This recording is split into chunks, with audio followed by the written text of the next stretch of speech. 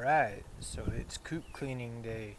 Now what we need for this is a flat shovel and a rake, a 5-gallon bucket to put everything in, and a little pooper scooper and scrub brush is what I use. So before we can get to it, we gotta let all these little chickens out. Let's go, Bella and Luna.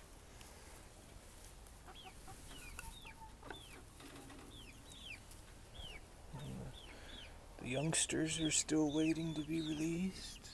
Hey, Julie and Dato. Let's go. Let's go. Let's go. There you go. Okie doke.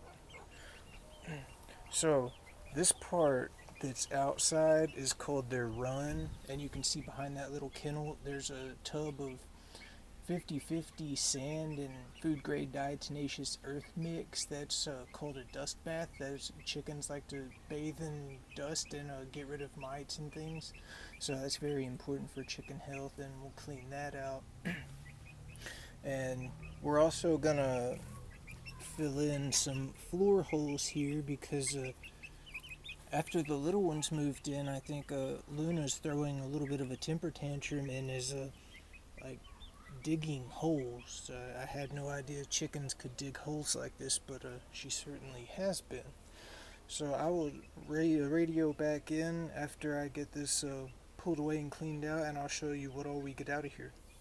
Alright, so here is the cleaned run. You can see I just wanted to show it to you without that little kennel for the kiddos. And I have the lid to their food bucket off right now because I took it off to wash it. And this food bucket, I just made this. This is a 5-gallon bucket with two 45-degree PVC elbows. And I just stuck them in. I taped little flappers here at the bottom to kind of hold it in because the chickens were like knocking it out. It was very easy. And their watering apparatus, they just, they peck on this and water fills up in there, and that's just the same thing. It's a food grade 5-gallon bucket with PVC fittings, and these little peck fillers I got from Tractor Supply. They were like $6 for a pack of 2. And I'll show you what I got out of here.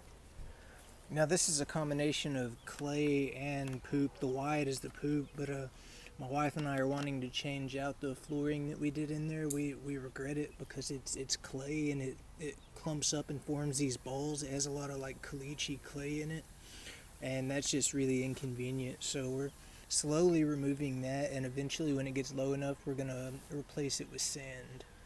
Okay, so now we'll move along to the coop.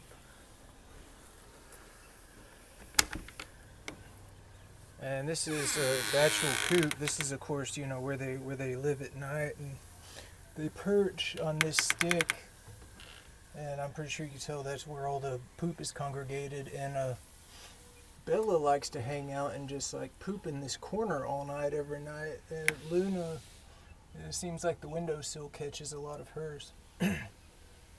But we're going to remove these wood shavings and add those to the compost. This is all going to be very nutritious to add to the compost, so don't waste what you can use. And right here you can see we have the nesting box blocked off, and the logic behind that is you don't want your chickens to access their nesting box before they're old enough to lay eggs, because in theory they'll just go in there and have a party and poop everywhere, and we don't really want to instill that habit in the nesting box. We like to keep that fairly hygienic. But I'll show you what it looks like on the other side. So this is the outside of the nesting box, and it's divided into 3 subsections. Let me open it real quick and show you that. Alright, so this is the inside of the nesting box, and that wood, you can see that's just where it's blocked off on the other side. So when it's open and it has like hay in it, they can just walk from their coop into here and do their egg laying and move on with life. Alright, so here is the cleaned up coop. Let me add some wood shavings and I'll show you what that looks like. Alright, and here is the new mulch added. Alright, I hope everybody enjoyed that Coop tour slash cleaning ritual. And apologize for all the background noise today. As if you needed any evidence, this is indeed a residential area. We have neighbors mowing lawns and dogs barking. So this is as city life as it gets. But that doesn't stop you from fulfilling your dream, as we're proving here, and it's easily attainable. So I hope you found some informative, insights into the concept of, coop design, coop layout, and coop cleaning and maintenance. It may have looked like a lot, but really that was probably half an hour of work, and that was a deep cleaning. We typically don't, remove all the bedding and stuff. We just get the little pooper scooper and clean the poop out of it. And so that's, you can get away without doing that much a lot. And this was about 2 weeks of not touching it, because I told my wife I wanted to make this video, so just don't do any like walk in there and use a pooper scooper and get a few here or there. So that was worst case, 2 baby and 2 teenage chickens doing their thing. And so, alright, well, I'll catch back in with y'all tomorrow, and good night from the Regenerative Urban Farm, and have a good day.